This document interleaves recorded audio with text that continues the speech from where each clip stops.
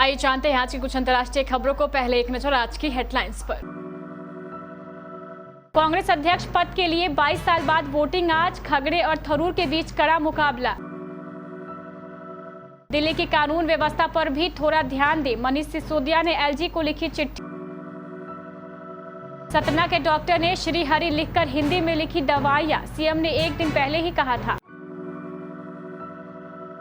अंधेरी उपचुनाव में एकनाथ शिंदे को झटका, खेमे के एमएलए ने की उद्धव ठाकरे के कैंडिडेट को निर्विरोध जिताने की अपील। दिल्ली के बलजीत नगर में भिड़े 2 गुट, युवक की पीट कर हत्या। उपचुनाव में इमरान खान की पार्टी ने मारी बाजी, कई सीटों पर कर रहे लीड। ड्रैगन की घुड़की का ताइवान पर नहीं पड़ा कोई असर, 2 टूक दिया जवाब, नहीं करेंगे कोई समझौता। आ गए धमाकेदार ऑफर, हुंडई ने इन कारों पर किया 1 लाख रुपए तक के डिस्काउंट का ऐलान। बेटे की जीत पर गदगद हुए शाहरुख खान, अब्राम को गोल्ड मेडल से नवाजा।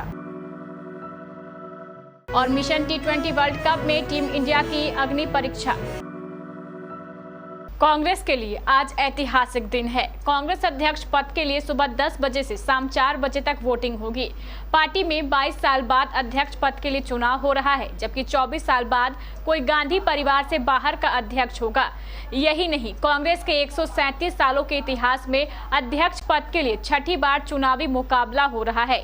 कांग्रेस के वरिष्ठ नेता मल्लिकार्जुन खड़गे और शशि थरूर के बीच अध्यक्ष पद के लिए रेस है। दिल्ली के उप मुख्यमंत्री मनीष सिसोदिया ने उपराज्यपाल को चिट्ठी लिखकर कानून व्यवस्था पर सवाल उठाए हैं। दरअसल रविवार को एलजी वीके सक्सेना के नाम लिखी चिट्ठी में सिसोदिया ने कहा है कि दिल्ली में कानून व्यवस्था बहुत खराब है। दिल्ली इस समय अपराधियों की राजधानी बन गई है। सिसोदिया ने अपनी चिट्ठी में लिखा, मैं आपका ध्यान दिल्ली लगातार बिगड़ती जा रही कानून व्यवस्था की ओर दिलाना चाहता हूँ। आपके संज्ञान में होगा कि दिल्ली में बलजीत नगर में 2 दिन पहले नीतीश नामक युवक की गुंडों ने दिन दहाड़े पीट कर हत्या कर दी थी। हत्या के बाद से गुंडे फरार है और पुलिस परिवार को केवल उचित कार्रवाई की तसल्ली दे रहा है। इस समय उसके परिवार पर क्या बीत रही होगी, सोचकर ही दिल दहल जाता है। मध्य प्रदेश के सतना जिले के एक सरकारी डॉक्टर का पर्चा दिन भर सोशल मीडिया पर वायरल होता रहा। दरअसल उस पर्चे में सब हिंदी में लिखा था, मरीज का नाम, दवाओं का नाम और ऊपर श्री हरि। बता दें, मध्य प्रदेश में हिंदी को बढ़ावा देने के लिए प्रयास किए जा रहे हैं। इंजीनियरिंग मेडिकल की पढ़ाई में हिंदी में कराने वाला पहला राज्य बन गया है। रविवार को केंद्रीय मंत्री अमित शाह के हाथों मेडिकल पाठ्यक्रम की हिंदी की किताबों का विमोचन हुआ। इसी को लेकर एक दिन पहले शनिवार को एक कार्यक्रम में प्रदेश के मुख्यमंत्री ने कहा था कि डॉक्टर के पर्चे पर दवाई के नाम हिंदी में क्यों नहीं लिखे जा सकते, इसमें क्या दिक्कत है। उन्होंने कहा कि दवाई का नाम क्रोसिन लिखा है तो क्रोसिन हिंदी में भी लिखा जा सकता है, उसमें क्या दिक्कत है। ऊपर श्री हरि लिखा और नीचे क्रोसिन लिख दो। महाराष्ट्र की राजधानी मुंबई की अंधेरी विधानसभा सीट पर होने वाले उपचुनाव में दिलचस्प मोड़ आया है। उपचुनाव से पहले एकनाथ शिंदे खेमे के विधायकों ने रविवार को मुख्यमंत्री एकनाथ शिंदे को पत्र लिखकर शिवसेना की उम्मीदवार ऋतुजा लटके के निर्विरोध चुनाव के लिए भाजपा से बात करने का अनुरोध किया है।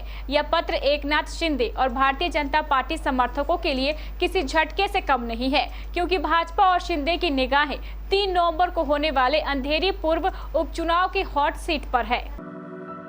दिल्ली के बलजीत नगर में 2 गुटों में झगड़े का मामला सामने आया है। जानकारी के मुताबिक 3 युवकों में हुई लड़ाई में एक युवक की पीट कर हत्या कर दी गई। हत्या के बाद इलाके के लोगों में आक्रोश भड़क गया। घटना की सूचना मिलने के बाद पुलिस मौके पर पहुंच गई। वहीं स्थानीय लोगों ने विरोध प्रदर्शन कर आरोपियों के खिलाफ कड़ी कार्रवाई की मांग की है। पुलिस ने इस मामले में जांच शुरू कर दी। पुलिस के मुताबिक 2 गुटों के झगड़े में नीतीश नाम के शख्स की पीट कर हत्या कर दी गई थी। हत्या का आरोप उफीजा, अदनान और अब्बास पर है। लड़ाई में नीतीश और आलोक घायल हो गए थे, उन्हें अस्पताल में भर्ती कराया गया था। इलाज के दौरान नीतीश ने दम तोड़ दिया। पाकिस्तान में हुए उपचुनाव के नतीजे सामने आने लगे हैं। इमरान खान की पार्टी पाकिस्तान तहरीक-ए-इंसाफ ने एक तरफ से क्लीन स्वीप किया है।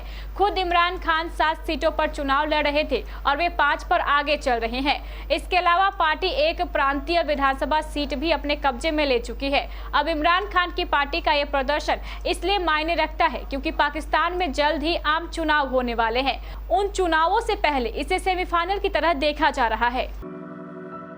ताइवान को लेकर चीन के रवैये में कोई खास परिवर्तन नहीं आया है। यह बात रविवार को चीनी राष्ट्रपति शी जिनपिंग के बयान से स्पष्ट हो गई, जिसमें उन्होंने ताइवान को इशारों में घुकड़ी दे डाली।